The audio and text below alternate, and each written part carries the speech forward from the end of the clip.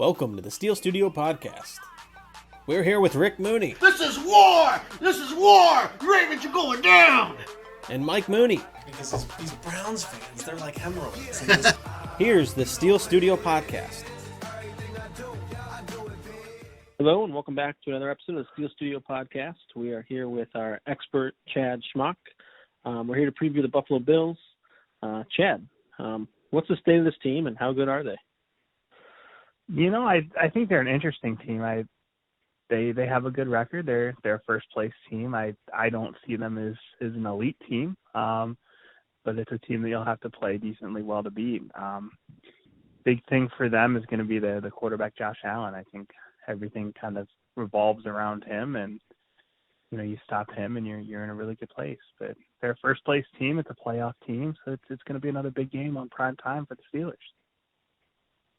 Yeah, that's true. Talking about Josh Allen, though, he is having his best season. Would you consider him a top-tier quarterback in the NFL, and is he a bigger throwing threat or a running threat? I definitely don't see him as a top-tier quarterback. I think he's a little bit of both. He'll definitely run the ball, especially down near the goal line. He's a big threat to run him in the end zone. He's got a big arm, though, so you have to account for that as well. The big thing with him is he's got a little bit of a fumbling problem. Put it on the ground again last week, so Steelers defenders are going to have to be active with their hands when they're bringing him down. He definitely will give the ball away quite frequently, but I don't see him as an elite quarterback, and he's very streaky, and he can make some big plays, but he can also miss a lot of really big plays and easy plays as well. Jay, it looks like their O-line is decent, but not elite. They don't seem to run that well, which is surprising. And they have given up 24 sacks as opposed to Steelers 10. How good is this line? I think they're better than they get credit for, but I don't think that they're elite. My opinion is that, you know, Allen tends to hold the ball a little bit instead of kind of either running or throwing it away, and that kind of leads to some of those sacks. But they just don't have that elite guy up there. They have a bunch of, you know, slightly above average players, but they don't have that one guy up there. Running back wise, they have Devin Singletary and Zach Moss, who are, you know, a decent two-headed monster, but neither one of them are having that great of a year.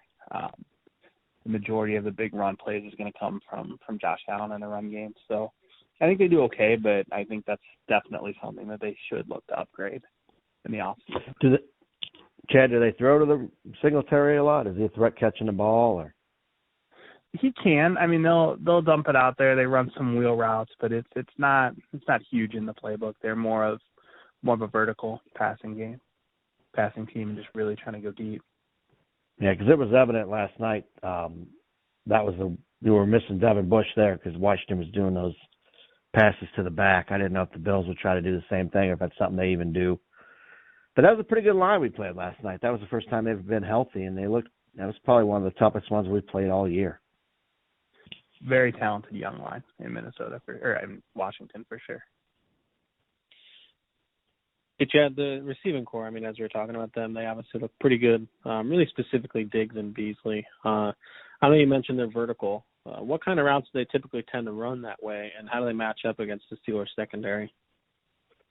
So I think Stephon Diggs is a top-level NFL wide receiver. I think you're going to have to pay special attention to him. He can kind of do it all. He can get deep, and he can run every route in the route tree. So he does that well. Beasley is going to be more of your possession guy. He's going to go over the middle. He's going to run the shorter routes. They sometimes, at least once or twice a game, they do try to get him on a double move and try to get him loose deep. So they'll have to be somewhat cognizant of that. They had John Brown, who is another deep threat. He's actually on IR with an ankle injury, so you won't have to deal with him. So it's mostly just Beasley and Diggs. And Dawson Knox is a younger tight end that he's just another possession guy. Runs seam routes down the middle and a lot of the shorter passing game. He's okay. He's not an elite level tight end by any means, but he'll catch a few balls. They have a young rookie receiver too, I think. Young rookie. The big two really are Beasley and Diggs. They might have some other guys that are doing decent stuff, but nothing that you're really going to need to worry about. Yeah. The defense doesn't seem to be as good as last year, and I think we can run on this team if we can run. What is the strength of the D-line and who stands out?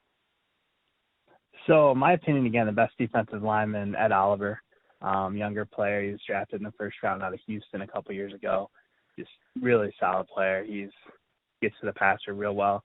His big thing is he interested in stopping the run? When he wants to go out there and stop the run, he can do it. But I mean, the focus on doing that for him is not always there.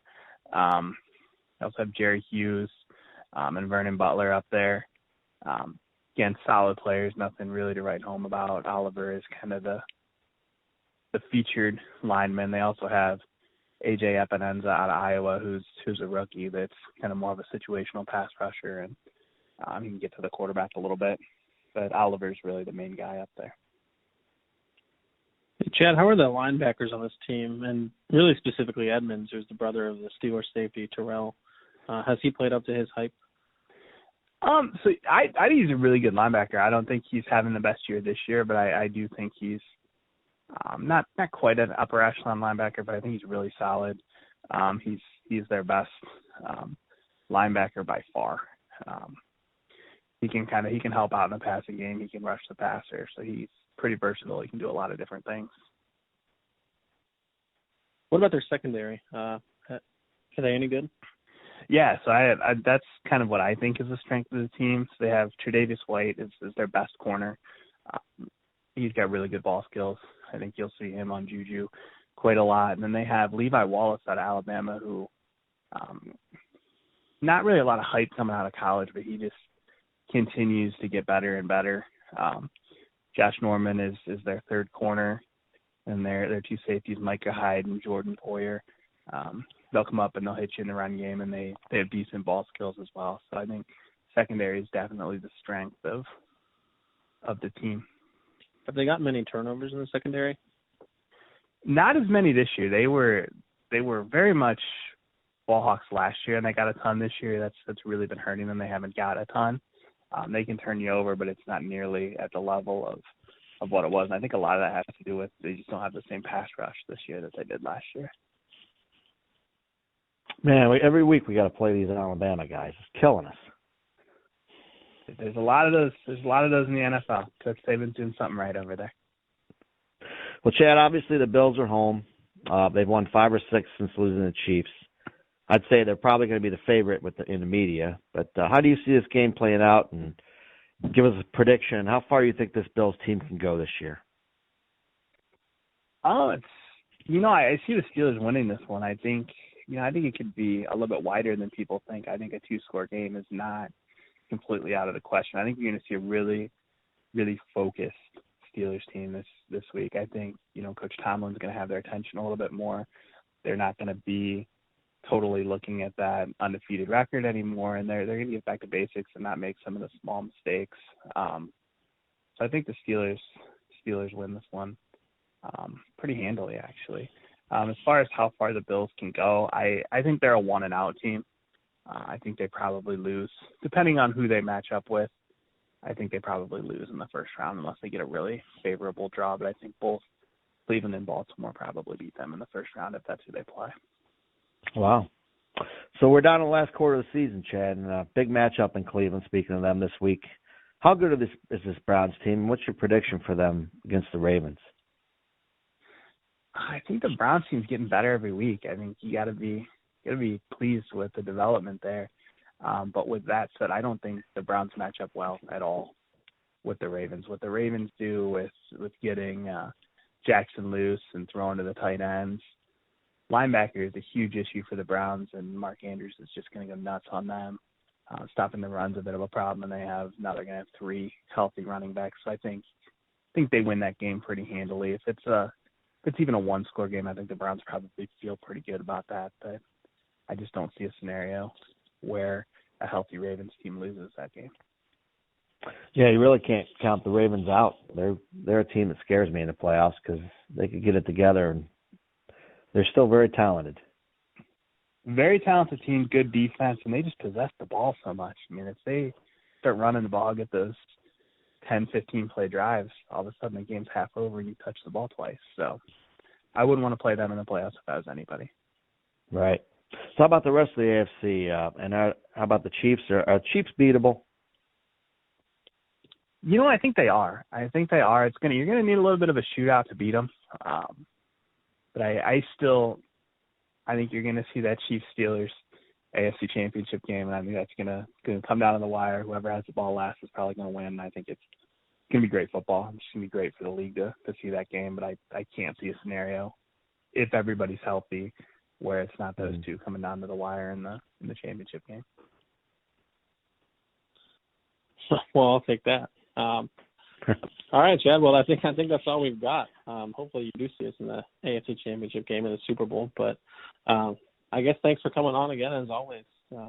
Great week of football, so enjoy it. Absolutely. You guys as well, and good luck this week. Thanks, Chad. Go Steelers. All right. Thanks, guys.